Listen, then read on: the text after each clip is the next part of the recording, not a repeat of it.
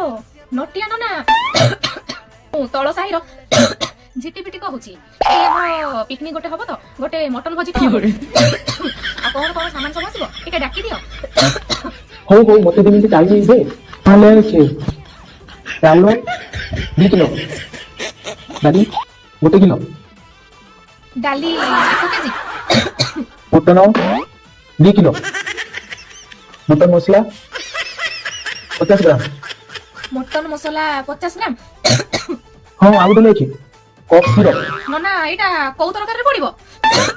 सेटा क्षीर को बनी सेटा खाइ ठीक लागला मटन भोजी करिया का कास्ती लागो देखिला आरंभ तो शेष हो जाइए